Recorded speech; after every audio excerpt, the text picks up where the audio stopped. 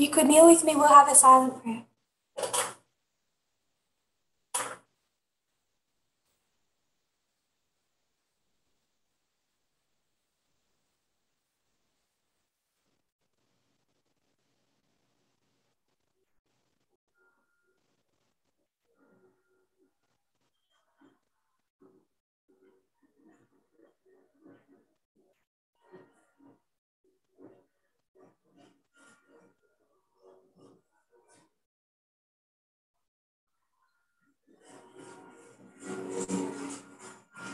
Amen.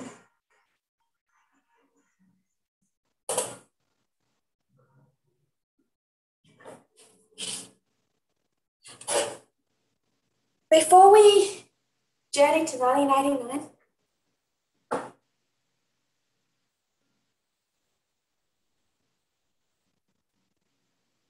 I wanted to add one other point.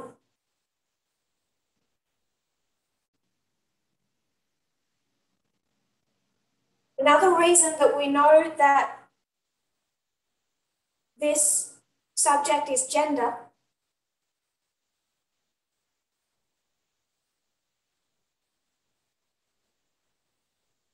but not just gender, marriage, is because between 1888 and this history,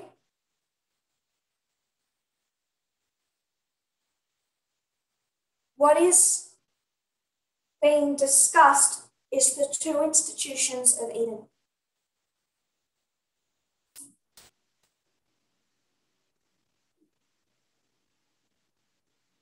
In 1888 was the institution of the Sabbath.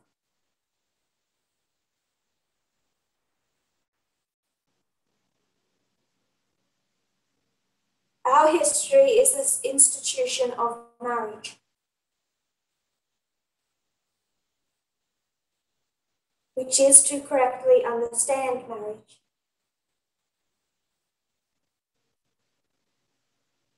And I'll leave it with a question that I won't answer for you.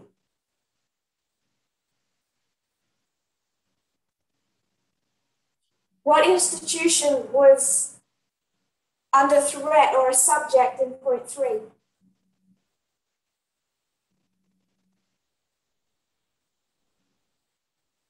Millerite history, slavery.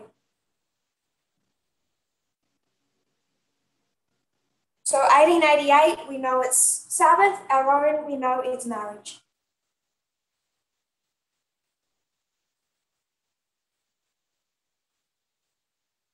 And that is what affected Eve. It was her marriage that was affected. Even though it has affected women married and unmarried,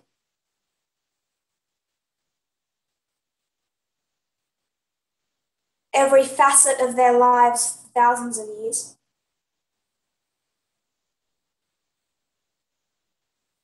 Headship was still an issue, a breakdown of marriage.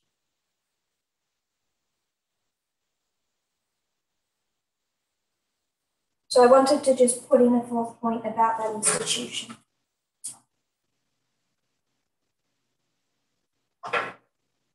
So behind me exists our reform line.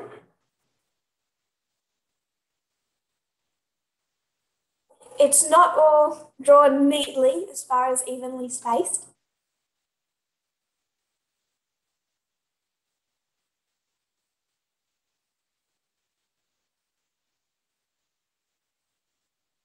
The reason for that is the dates are not even years apart.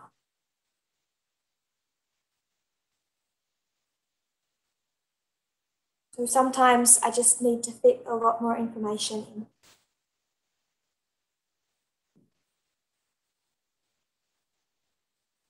So I hope that doesn't complicate it for anyone. So we know that homosexuality has existed for a long time.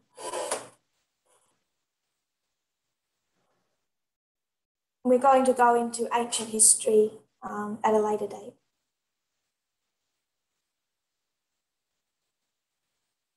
maybe tomorrow.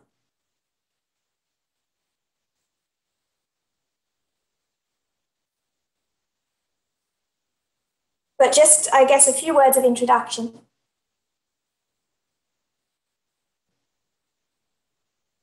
There was never really a word for homosexuality.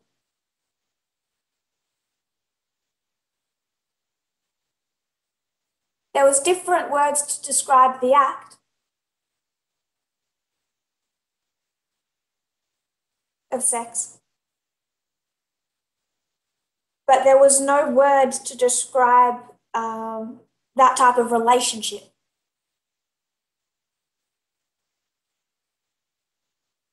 The word homosexuality first introduced in 1868.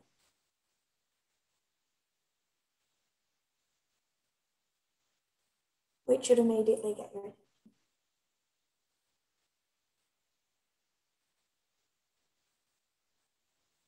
So it wasn't until the late 1800s, the latter half of the 1800s, that there was a word for this.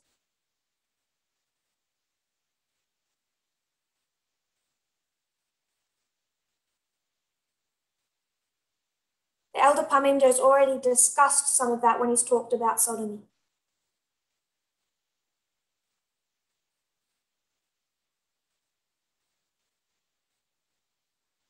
But towards the late 1800s, early 1900s, people became more open.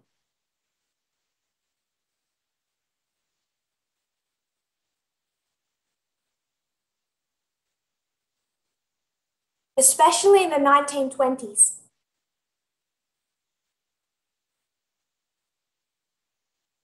People who were homosexual or lesbian were more open without much fear of persecution.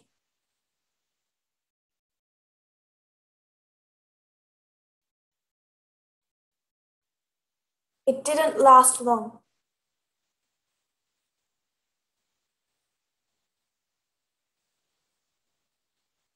And persecution really drove them into hiding in the 1930s.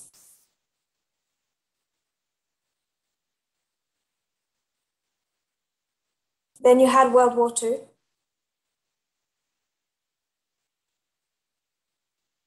And then after World War II, you had the Cold War.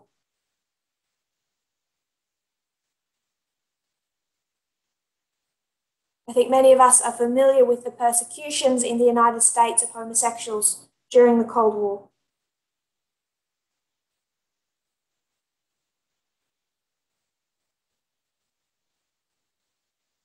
Especially in the McCarthy era.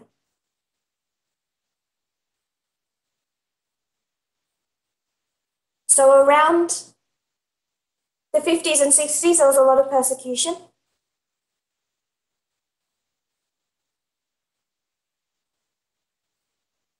People were driven out of their jobs, sometimes to suicide.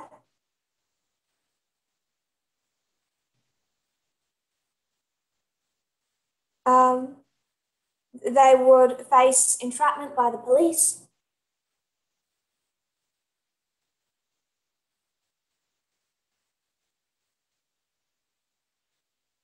In general, it was a time of great persecution.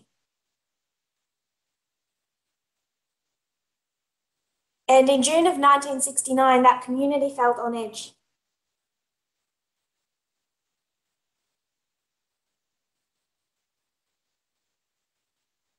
So when the police raided the Stonewall Inn,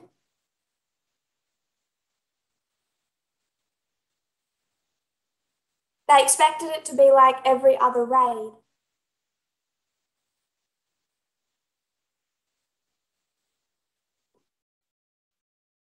Push their way in, arrest some people, beat some people up.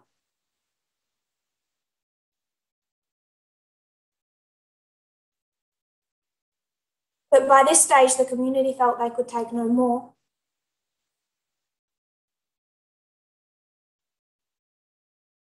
And someone began to fight back.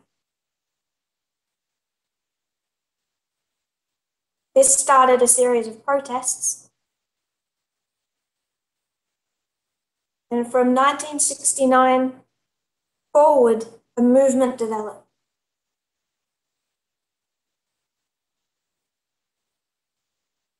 Where they refused to quietly continue to take the persecution and stigma.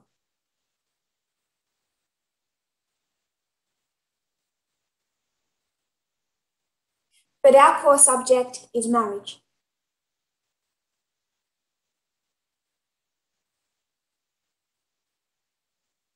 And gay marriage was not part of the agenda or conversation in 1969.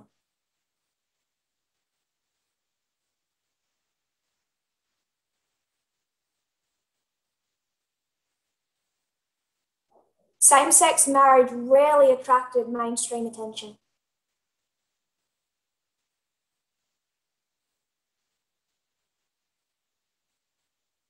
Until they say the late 1980s.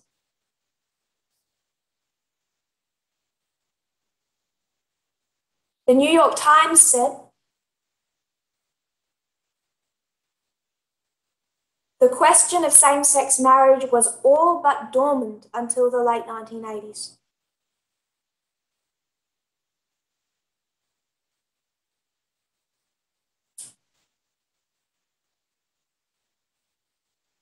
When, according to gay activists, the AIDS epidemic was a turning point.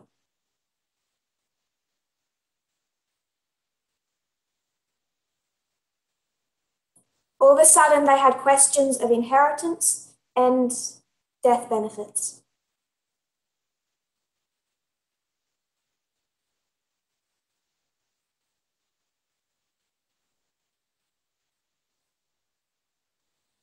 So they're going to want to, once you know you're going to lose someone,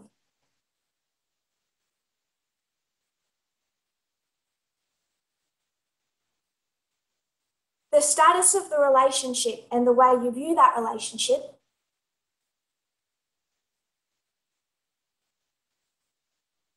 the connection you have with them,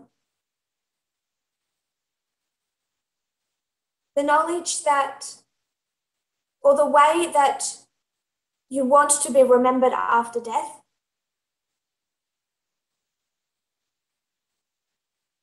the way that you want to remember the people that you love after death,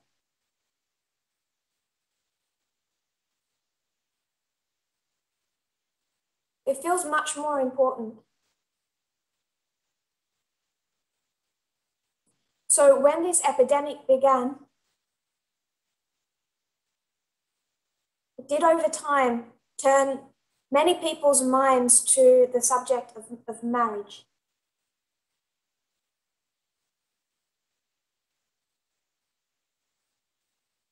So that played one part in changing the things they were fighting for.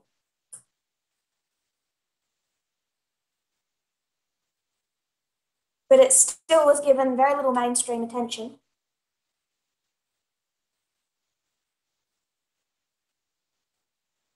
And even many within the homosexual community were not interested in the subject.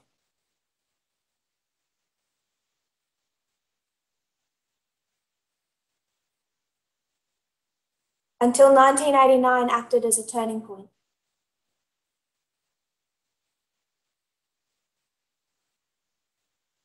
There were a number of things that happened in 1989.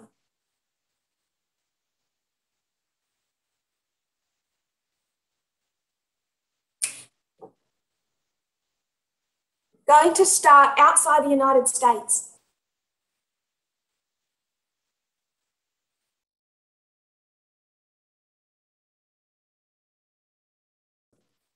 Can you still hear me? Has the audio just softened?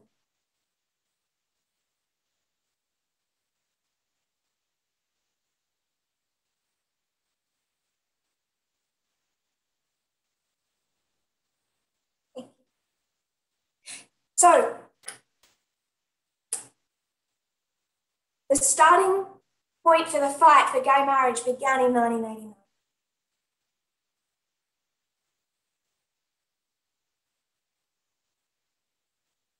There were quite a number of events that happened in that year.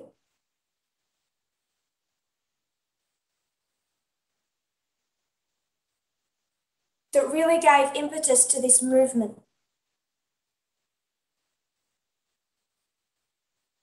Going to start outside the United States, in Europe, Denmark. This was the first country in the world to allow registered partnerships.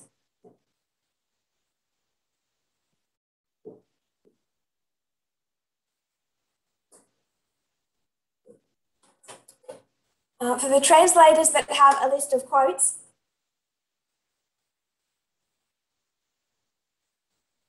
we're going to go to that document and read.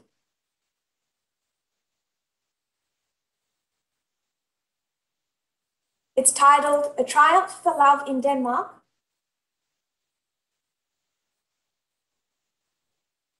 And this is from the Time magazine book released in 2009.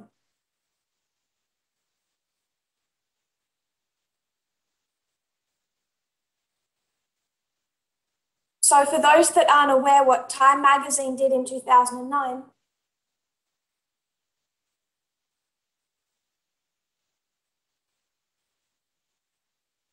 is on the 20th anniversary of 1989, they released a book.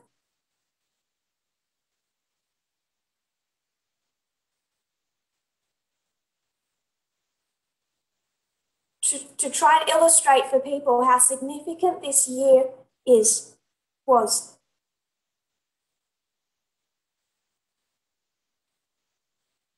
And we're going to read from that book. This page section of the book is called The Triumph for Love in Denmark.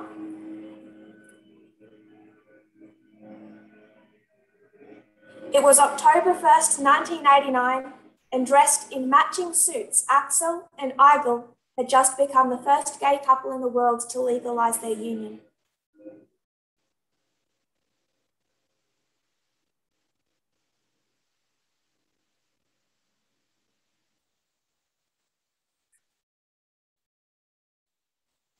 Today, that photograph hangs on the wall of 94-year-old Axel's Copenhagen apartment amid a crop of houseplants. His husband, Eigil, has been dead for 14 years.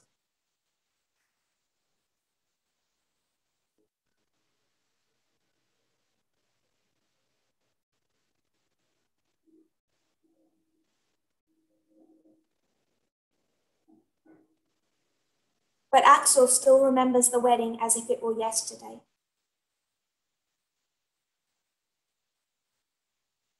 More than anything, he remembers the crowd. I'd never seen so many television cameras. There were journalists there from all over the world. He says, it wasn't until that moment that we realized the historic significance of what we were doing.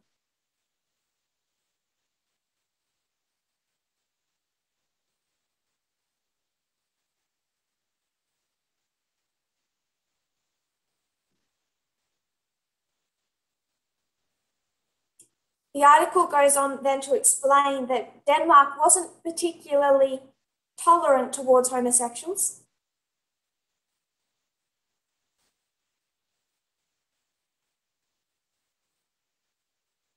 Axel himself had been persecuted and lost his job.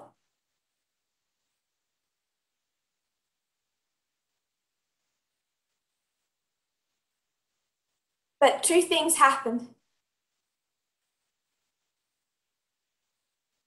First, both caused by AIDS.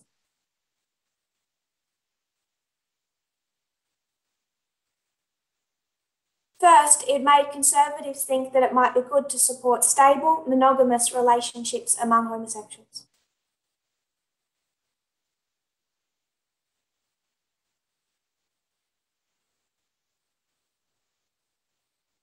And second, it brought homosexuals into the public sphere.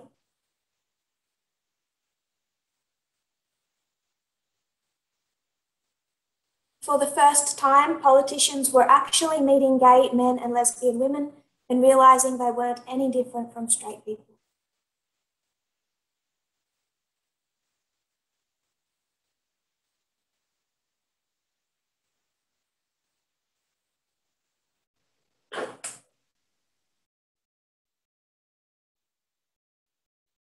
So the first of the significant changing events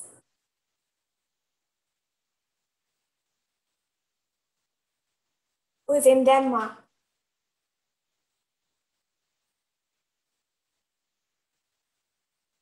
It's not marriage, it's a registered partnership.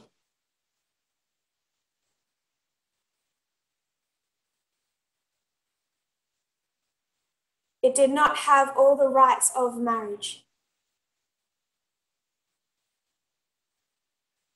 For example, they could not adopt children. Back into the United States. On July 6, 1989, in New York City,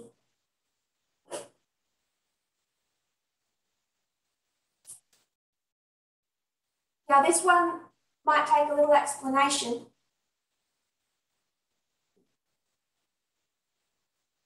But after World War II, New York City had rent-controlled apartments.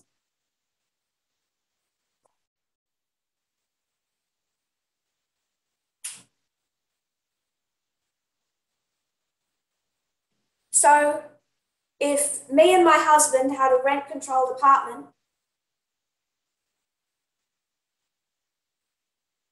that rent is capped, so they can't charge me more.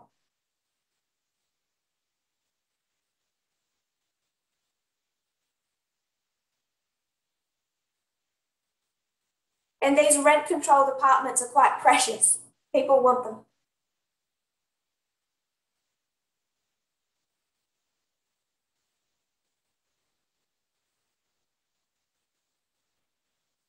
So if my husband signed the lease for this apartment,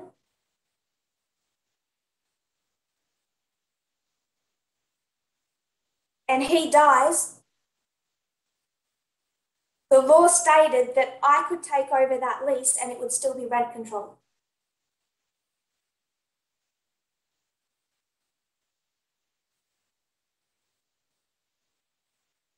I wouldn't be thrown out of my home and need to go find a much more expensive apartment.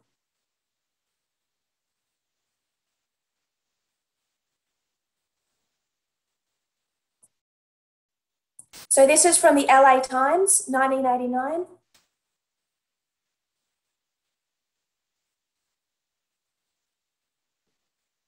New York's highest court ruled Thursday that a partner in a long-term homosexual relationship can take over the couple's rent-controlled apartment when the lover who signed the lease dies.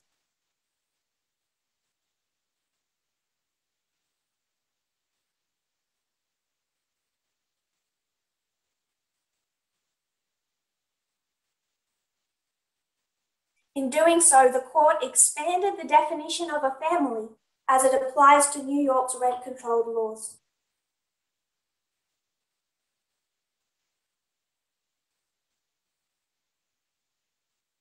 Fourth paragraph down. The decision marks the first time any top state court in the nation has recognized a gay couple to be the legal equivalent of a family, American Civil Liberties Union lawyer William Rubenstein said.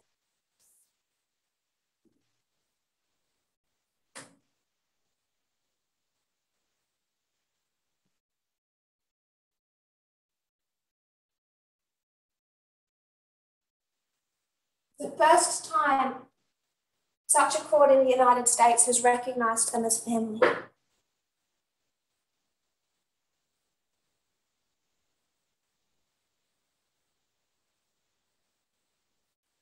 Today's decision is a groundbreaking victory for lesbians and gay men, Rubenstein said. It marks the most important single step forward in American law toward legal recognition of lesbian and gay relationships.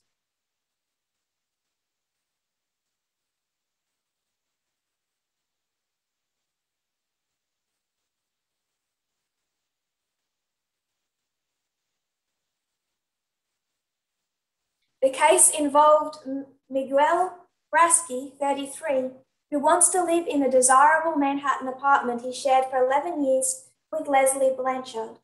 The two men were considered a lifetime couple and spouses by their friends.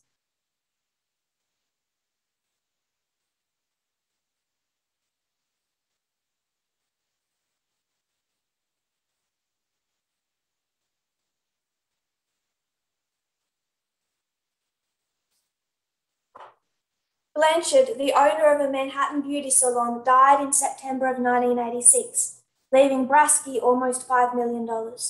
Soon afterward, the landlord, Stahl Associates, attempted to evict Brasky on ground that he had no right to continue living in the below-price apartment because he was not related to Blanchard by blood, marriage, or adoption.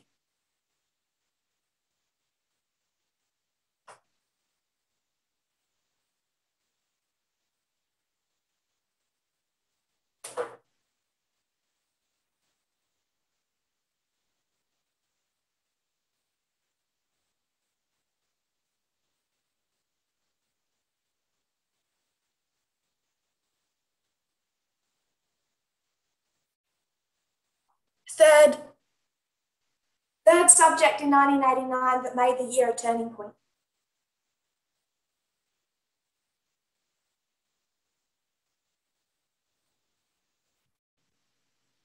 Andrew Sullivan is a gay journalist.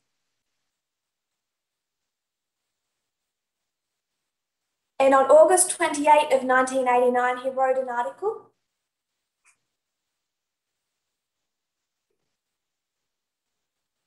in the New Republic.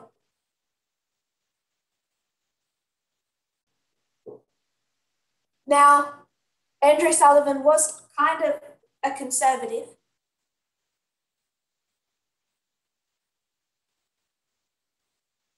But he's homosexual and he changed party affiliation around the Iraq War.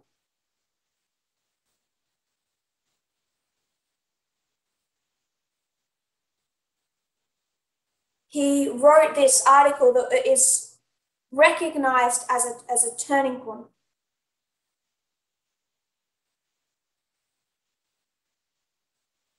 He wrote another article actually in 2015.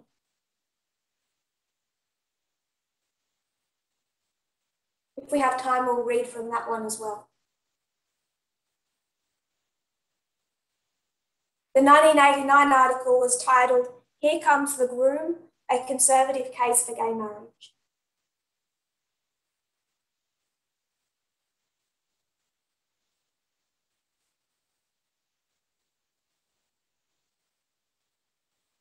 He says, "The gay movement has ducked this issue primarily out of fear of division.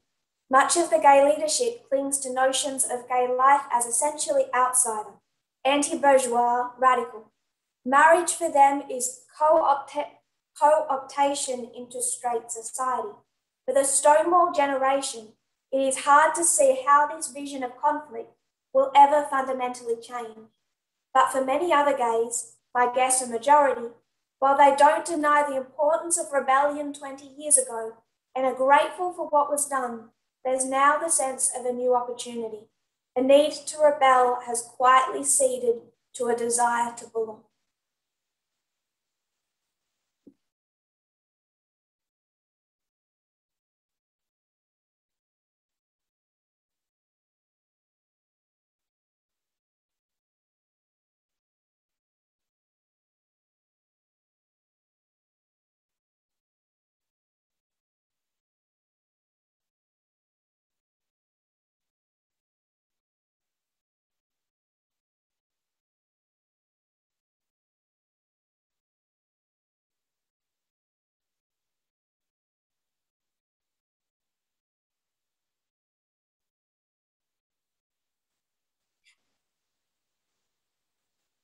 I think we will have examples soon to show his point is quite correct.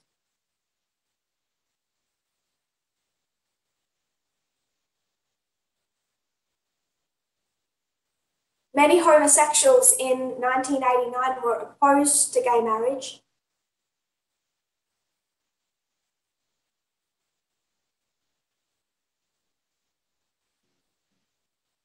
Because they wanted to fight society, not be co-opted into it.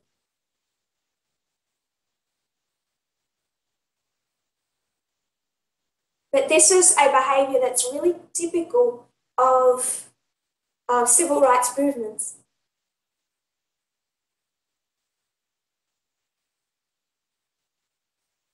There's a quite parallel fight within feminism.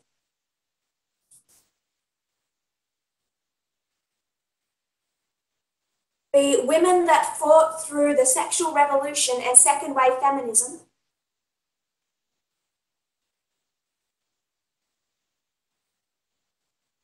often fight today with today's feminists, this newest generation of feminists.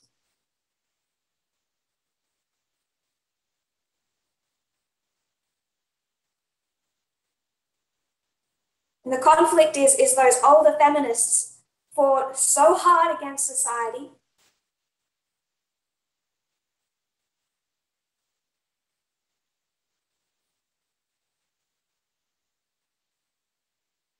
fought so hard under the sexual revolution to even have their female sexuality recognized.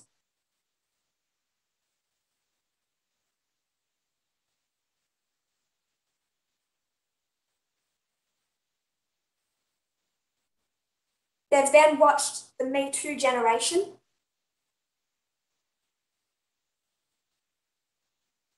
And the Me Too generation says the sexual revolution was important and good,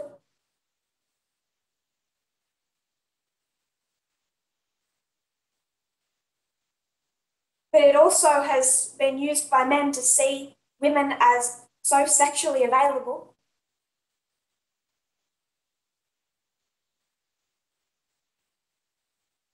It is added to the fetishization and sexualization of women.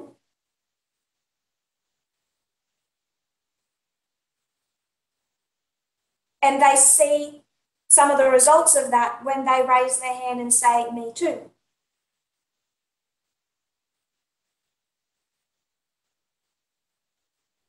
The older feminists say, do you not appreciate what we fought for?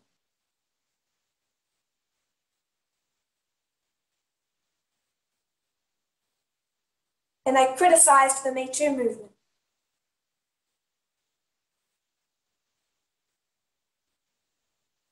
So this is what I referred to before about different currents within the stream of feminism.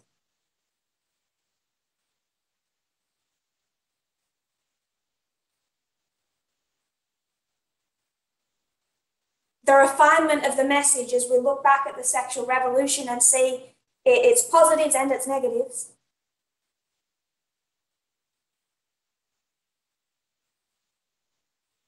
And our view of the Me Too movement.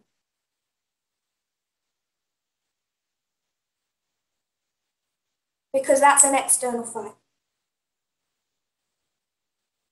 So the same thing is, parallel thing is happening when it comes to gay rights.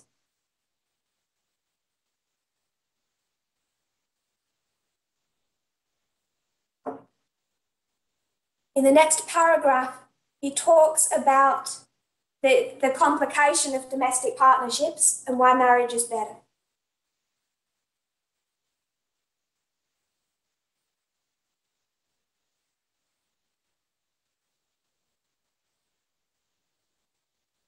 Third paragraph that I've listed here. As it has become more acceptable for gay people to acknowledge their loves publicly, more and more have committed themselves to one another for life, in full view of their families and their friends. Those conservatives who deplore promiscuity among some homosexuals should be among the first to support it.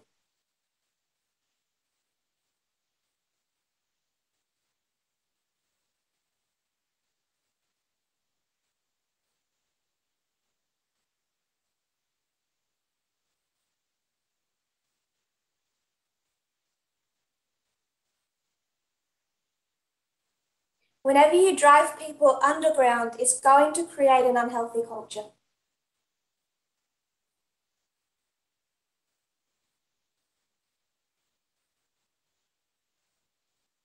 This is when people talk about the gay culture.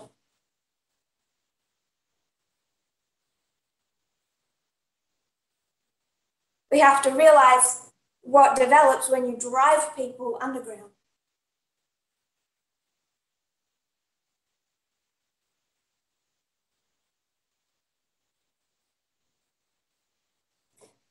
His last argument, the argument that gay marriage would subtly undermine the unique legitimacy of straight marriage is based upon a fallacy.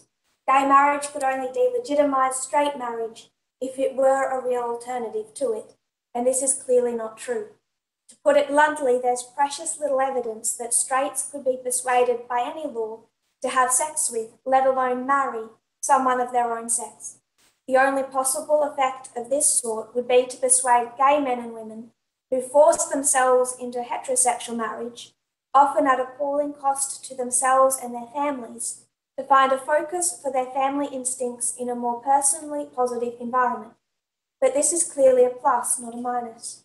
Gay marriage could both avoid a lot of tortured families and create the possibility for many happier ones. It is not, in short, a denial of family values, it is an extension of them.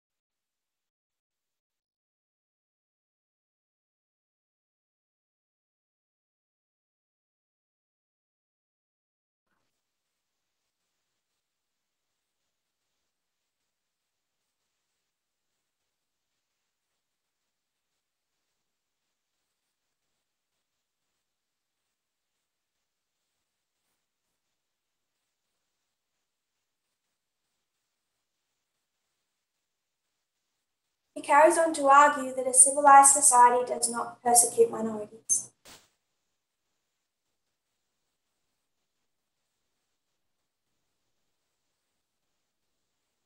And therefore, given the fact that we already allow legal gay relationships, what possible social goal is advanced by framing the law to encourage these relationships to be unfaithful, undeveloped, and insecure?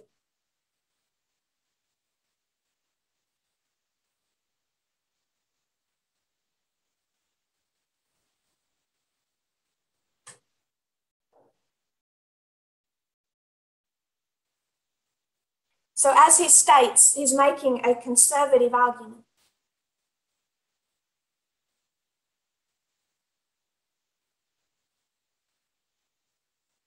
But it was considered a turning point argument.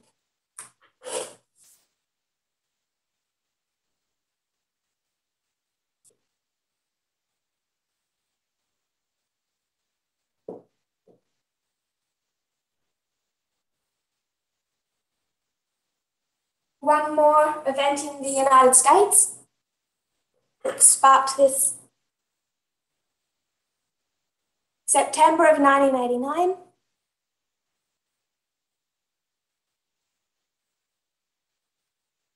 the State Bar Association of California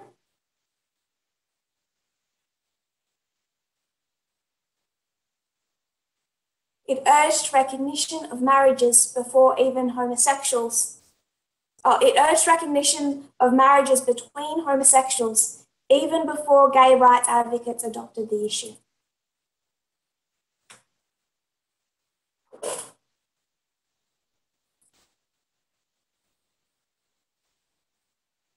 Now we're going to move outside the United States.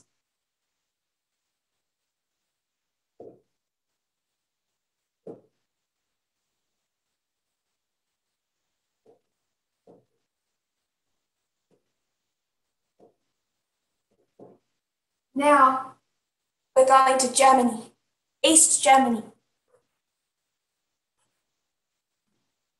So we've been to Denmark, 3 events in the United States, now we're going to East Germany.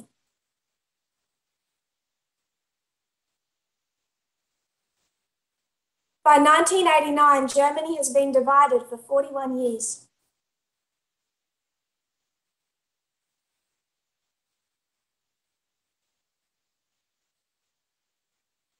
And as you might expect, homosexuals and lesbians were persecuted by the secret police.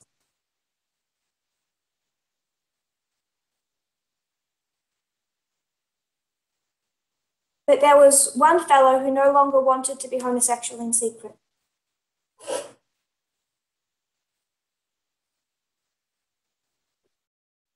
His name is Matthias Freehoff.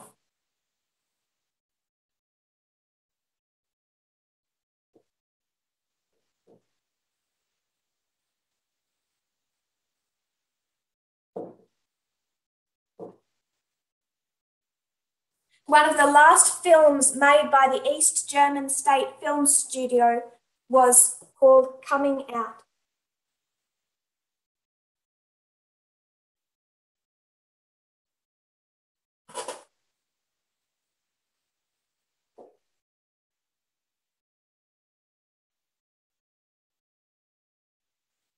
So even in that environment, the East German Film Studio produced this movie.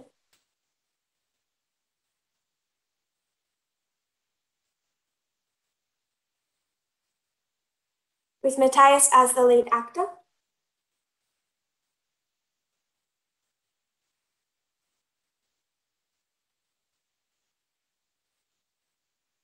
It was also his personal coming out.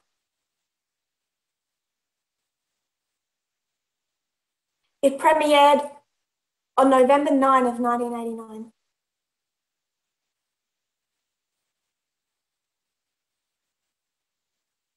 So after 41 years of separation, the first gay-themed film they make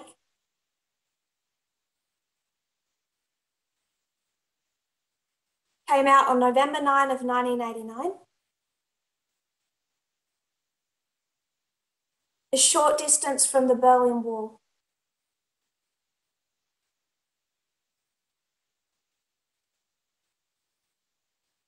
It received such praise, they played the premiere twice.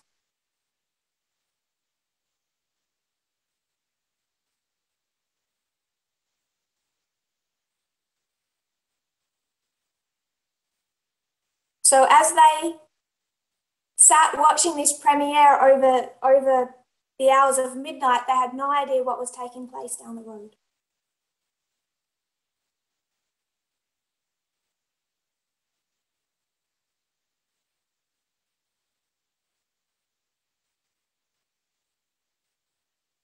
As they came out of that premiere, they saw through the windows the cars and the people.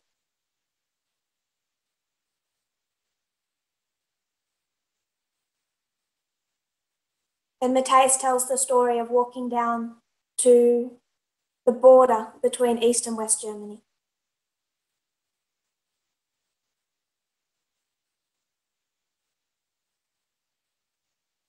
It's seen also as a historical event and a turning point.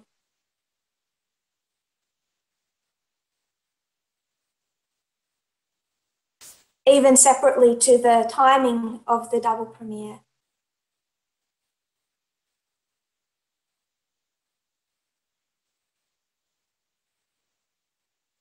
So you see, in 1989, the fight begins.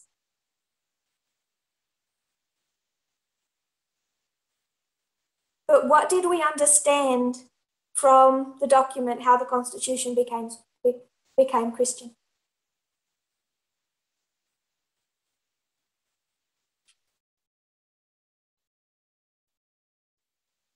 What inevitably is going to happen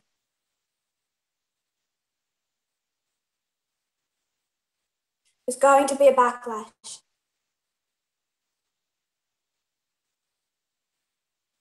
There's going to be a fight. It became a fight in 1991.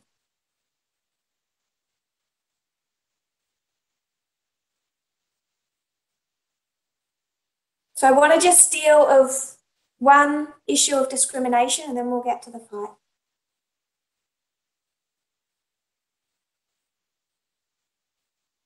This is from the New York Times, 1991, October 6th.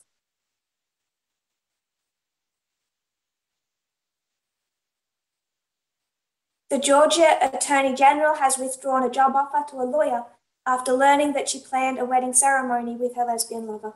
State law bans sexual relations between people of the same sex, and the Attorney General, Michael J. Bowers, had successfully defended that law 5 years ago before the United States Supreme Court.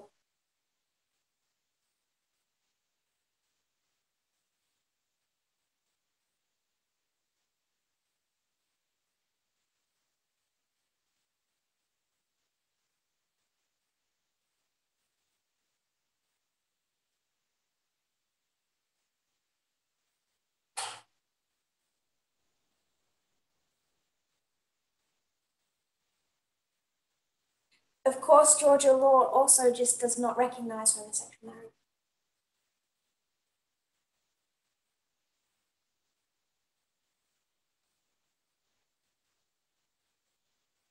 But he had defended and kept a law on their books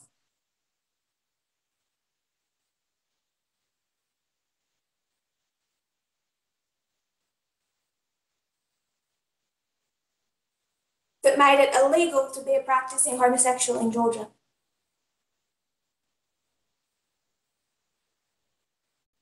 But that threat really begins in 1990.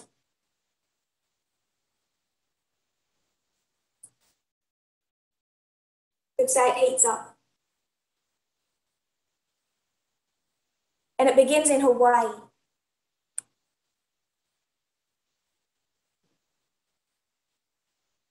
On December 17, 1990, 3 same-sex couples applied for marriage licenses at the Hawaii Department of Health.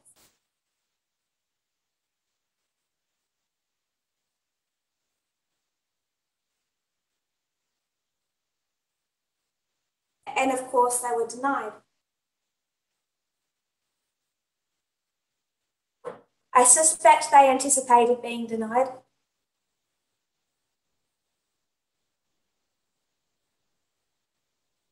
So they initiated a lawsuit.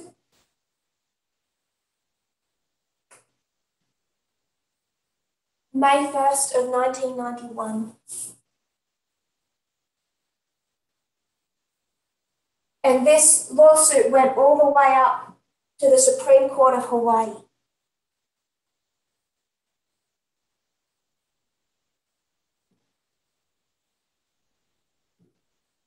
It was known as Bayer versus Lewin.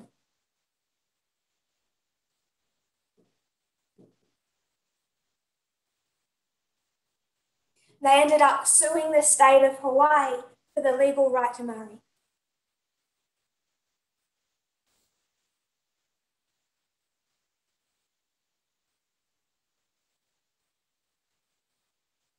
Touching again on what we spoke about before,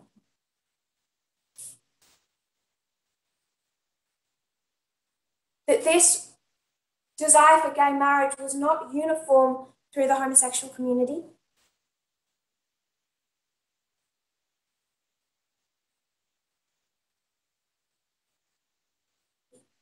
You may have heard of Lambda.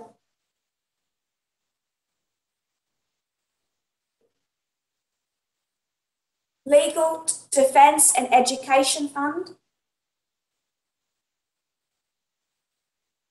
It's the American civil rights organization that focuses on lesbian, gay, LGBT people.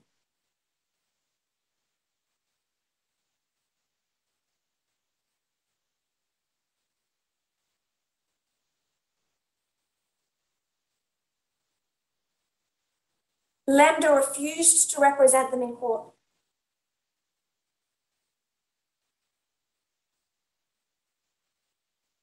Because for 2 reasons.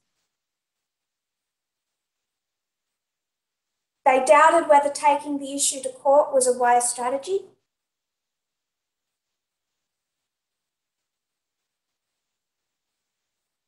And they debated the importance of marriage itself.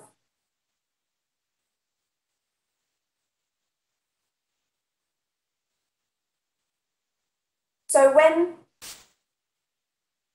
these 3 couples went to court, the civil rights organization that were meant to represent them refused.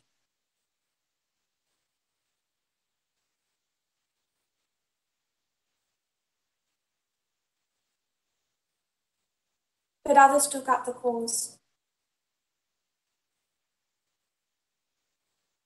In 1993, the Supreme Court of Hawaii ruled.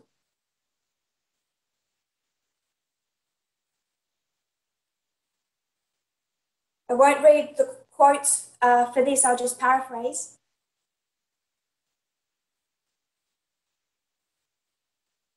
It's considered the first major judicial victory for same-sex marriage activists.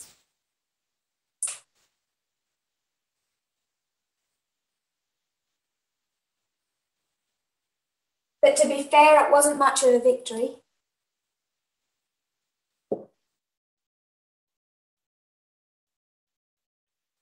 The Supreme Court looked at the rules that had been based on racial classifications.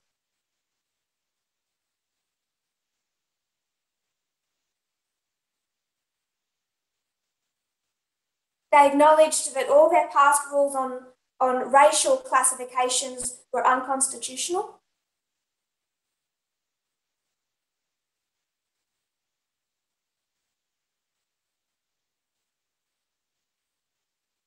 And they compared and contrasted that then with the laws on the state books regarding same-sex marriage.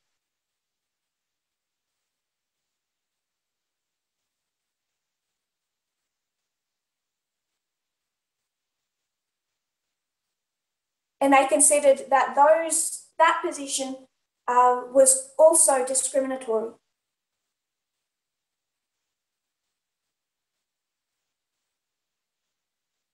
But they didn't rule for same-sex marriage.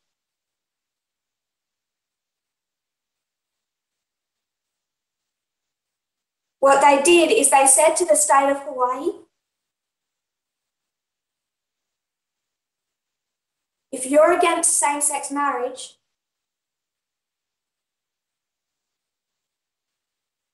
your current laws and your state constitution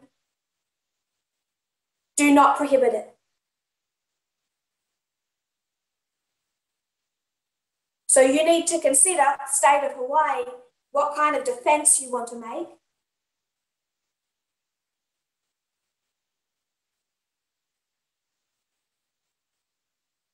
Because your arguments in defense against these three couples are unsatisfactory.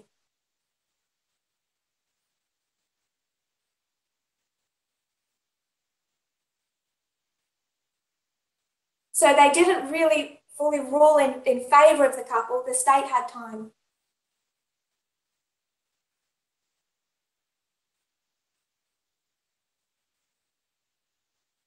And this terrified just about every other state in the United States.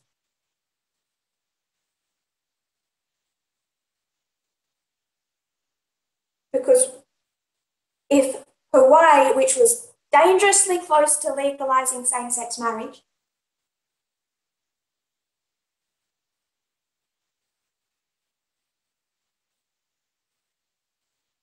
that makes everything complicated. If you're a man and a woman in Arkansas,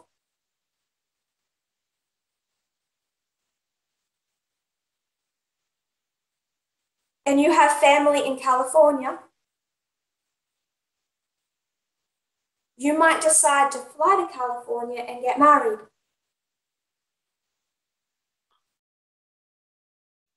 Then when you fly back to Arkansas, the state of Arkansas has to recognize your marriage.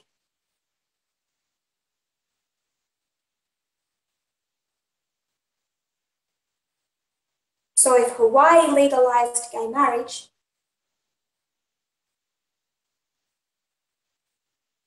and a homosexual couple from Arkansas decide to fly to Hawaii and get married,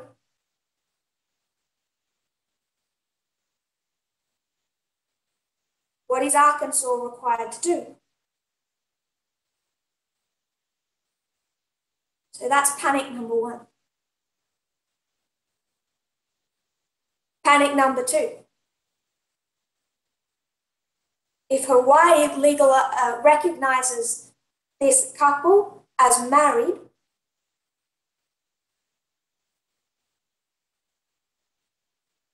What then about the federal government?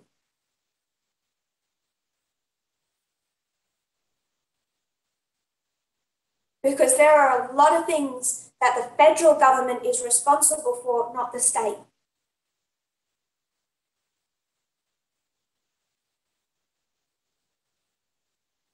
So if you're a member of the armed forces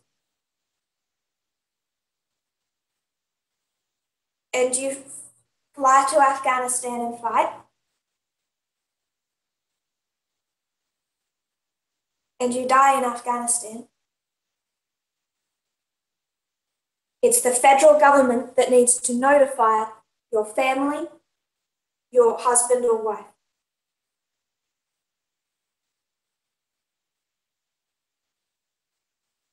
So it's said that there's hundreds, maybe thousands of ways the federal government interacted with a couple's marriage, not the state.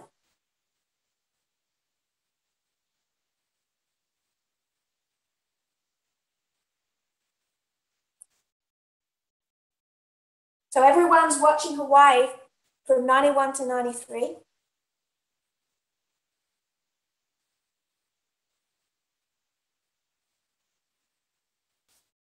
And it didn't end up going that well for opponents of same-sex marriage.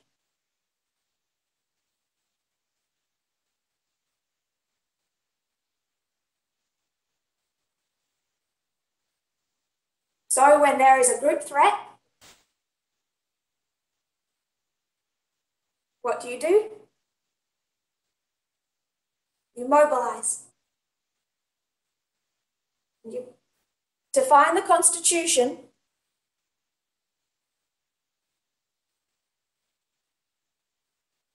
and the law in ways that protect you from the group threat.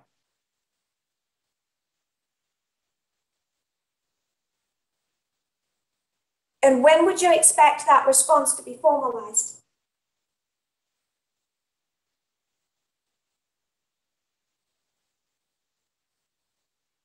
Answer as a member of the movement.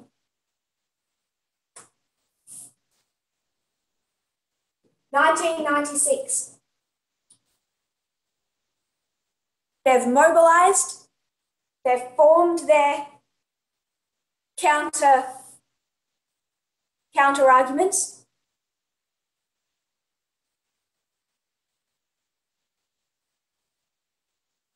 Going back to the document of quotes.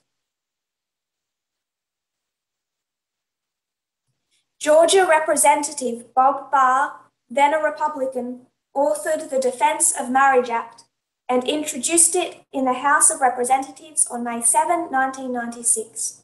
Senator Don Nichols of Oklahoma then introduced the bill in the Senate.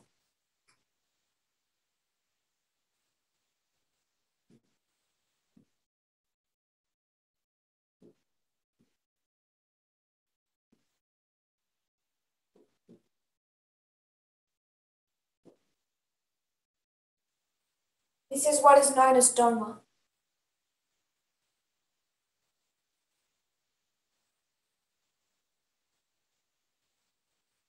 Third paragraph.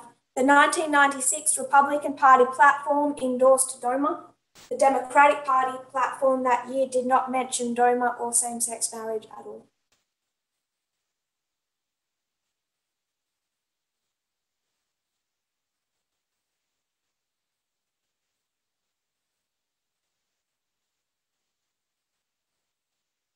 The bill moved through Congress on a legislative fast track and met with overwhelming approval in both houses of the Republican-controlled Congress on July 12 of 1996, with only 65 Democrats and then Representative Bernie Sanders, who was an independent, and Representative Steve Gunderson, who was a Republican, in opposition.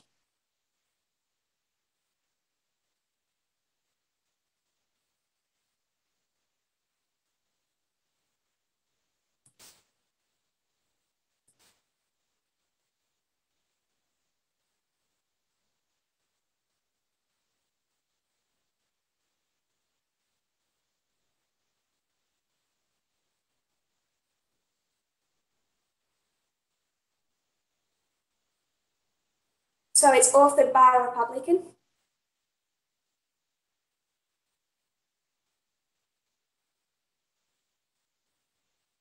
It's introduced by a Republican,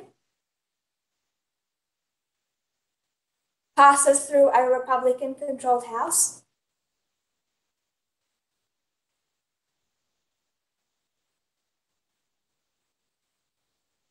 passes through a Republican-controlled Senate,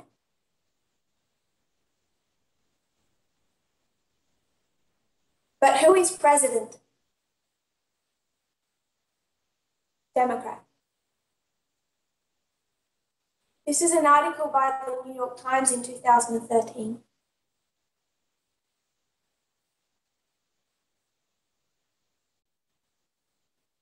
He had just flown across the country after an exhausting campaign day in Oregon and South Dakota, landing at the White House after dark. But President Bill Clinton still had more business before bed. He picked up a pen and scrawled out his name, turning a bill into law.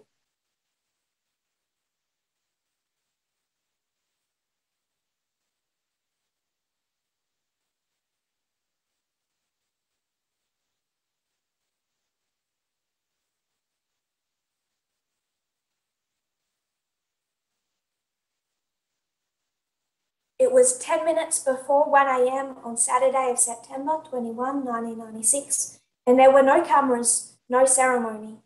The witching hour timing bespoke both political calculation and personal angst. With his signature, federal law now defined marriage as the union of a man and a woman. Mr. Clinton considered it a gay-baiting measure, but was unwilling to risk re-election by vetoing it.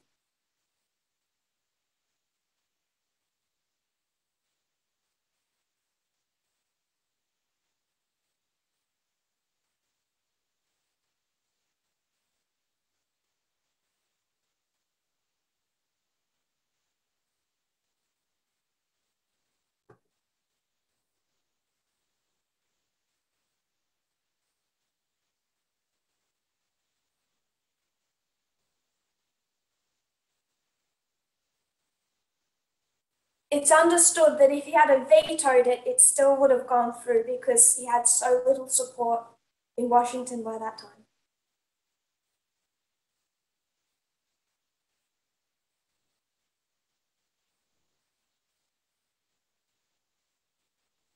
But by vetoing it, he still would have sent a message.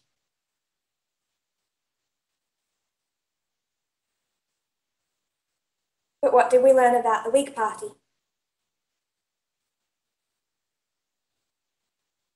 What do you do in an election year?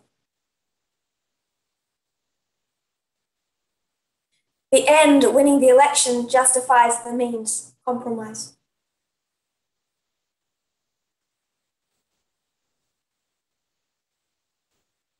For nearly 17 years since, that middle of the night moment has haunted Mr. Clinton, the source of tension with friends, advisors, and gay rights supporters. He tried to explain, defend, and justify. He asked for understanding. Then he inched away from it bit by bit. Finally, this month, 2013, he disavowed the Defence of Marriage Act entirely, urging that the law be overturned by the Supreme Court. Rarely has a former president declared that an action he took in office violated the Constitution.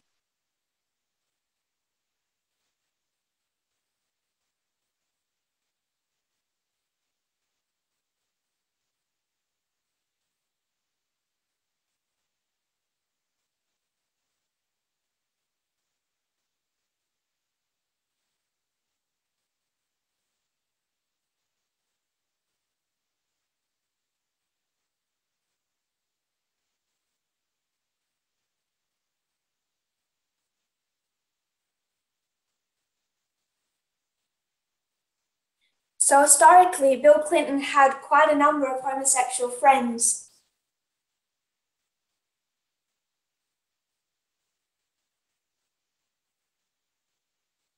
And he'd been seen, relative to his time, as progressive and supportive of the community.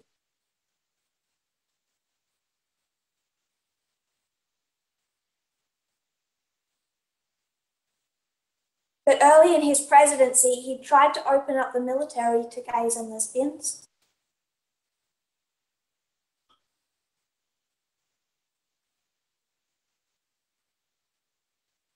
And politically, that had had a negative impact for him.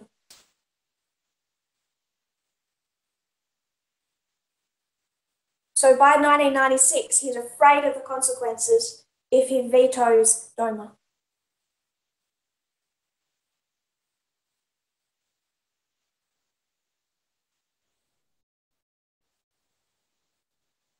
Last paragraph. The bill passed with overwhelming margins, enough to override a veto. So his veto wouldn't have mattered.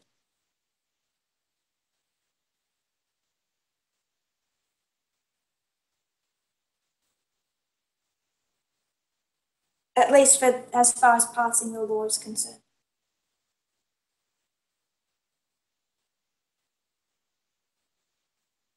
He hoped to avoid calling attention to it with his post-midnight signature.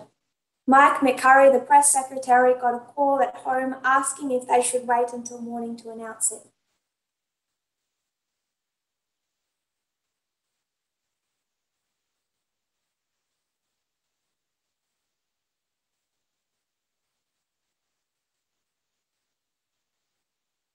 Quoting his press secretary from the time, his posture was quite frankly driven by the political realities of an election year in 1996.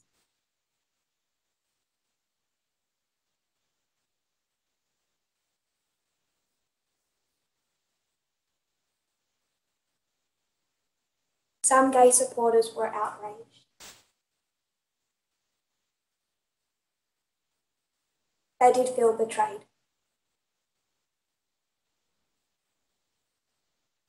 Not wishing to change subject, but that wasn't his only compromise to win that election.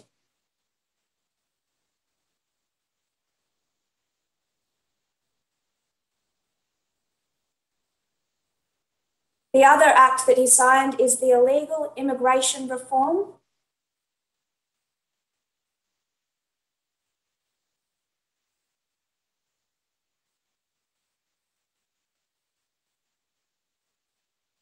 An Immigrant Responsibility Act of 1996.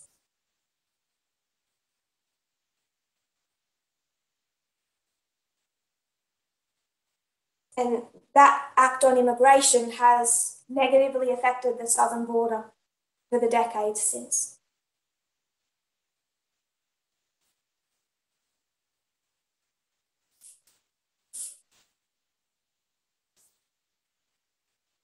So before we close, I just want to explain what DOMA is.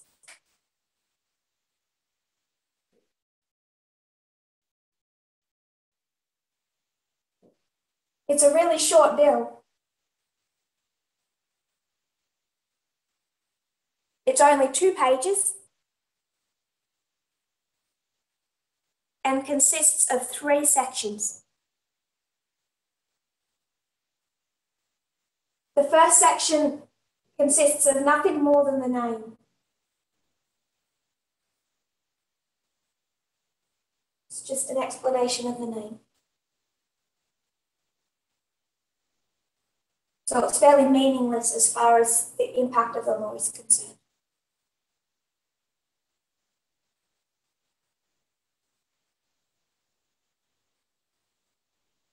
Section 2 and 3.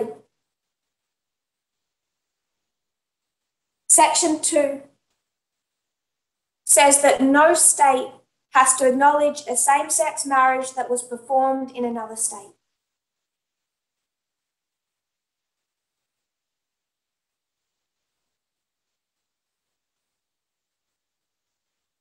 So this is a response to Hawaii.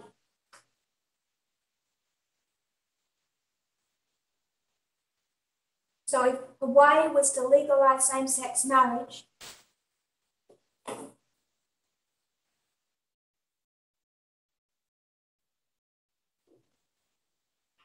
Arkansas would not recognize any of those couples as married.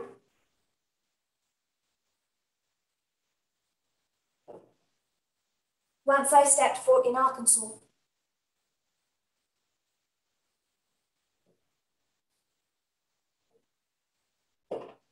So this protected the states.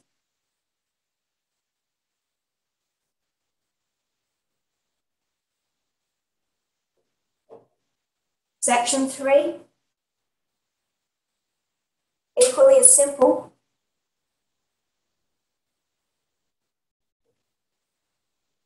The federal government does not recognize as married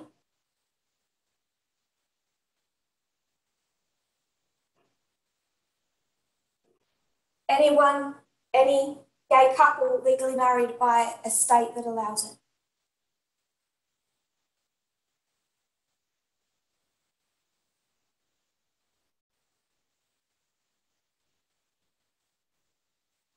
So one was to protect the states, one was to protect the federal government.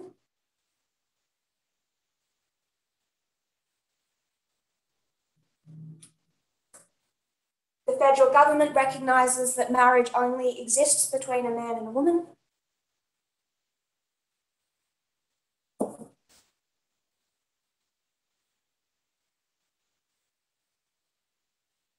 And it's an action to defend marriage due to the recent events.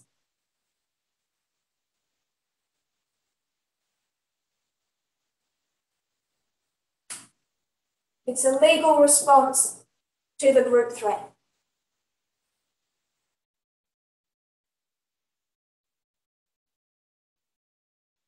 So I'm going to review before we close. The first presentation, I wanted to explain why we're discussing this subject.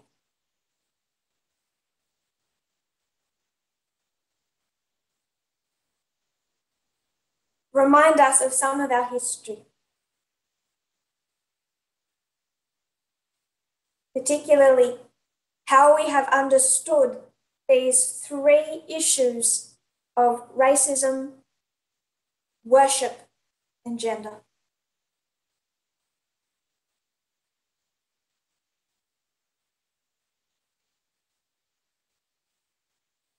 As they become testing points for God's people post 1798.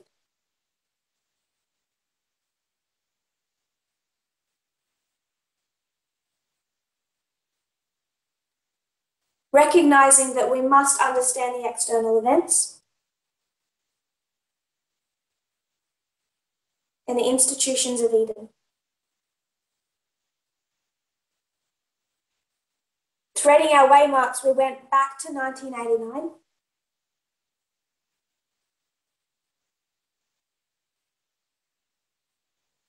Recognizing it as a turning point. Where gay marriage became a possibility, an external subject in mainstream media.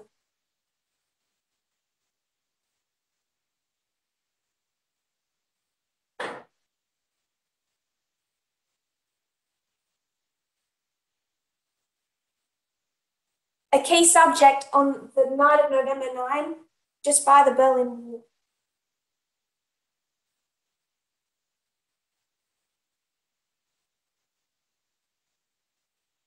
Denmark, the first country in the world to legally recognize those relationships.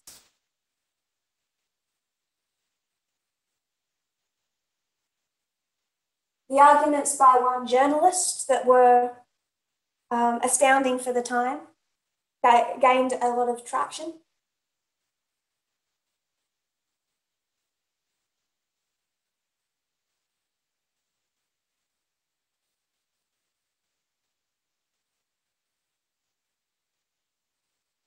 And the actions in California and New York City.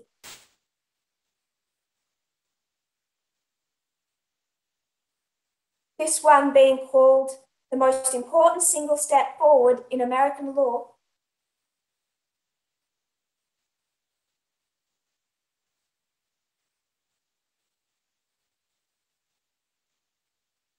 towards legal recognition for same-sex people.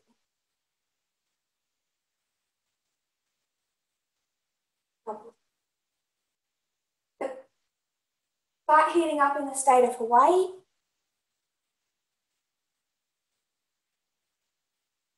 Galvanized national attention.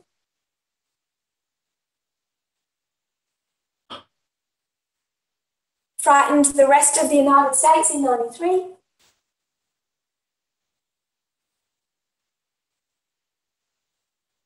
Then a counterattack formalized in 1996.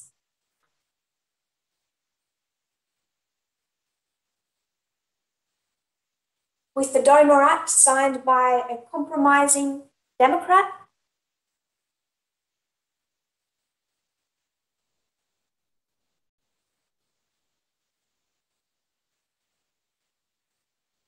That stopped other states from having to recognize same-sex marriages in another state.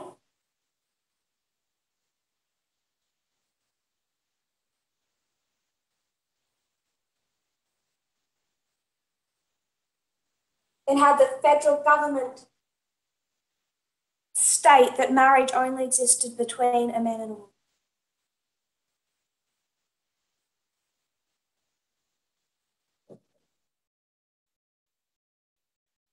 When we come back tomorrow, we'll start with 2001.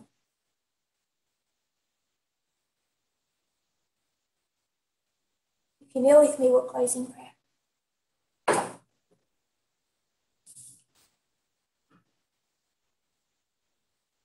Dear Lord, pray, Lord, that we will see the importance of history.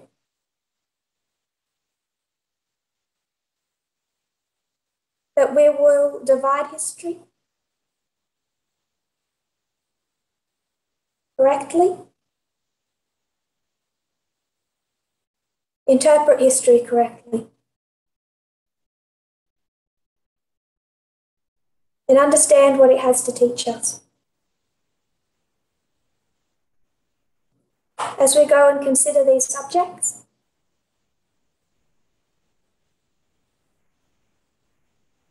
tracing these events, I pray, Lord, that you will give your people wisdom, balance. Bless the other speakers.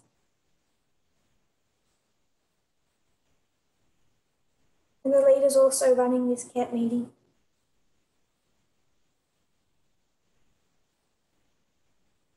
Bless the efforts behind the scenes. That it might be a blessing to all. We pray this in Jesus' name. Amen.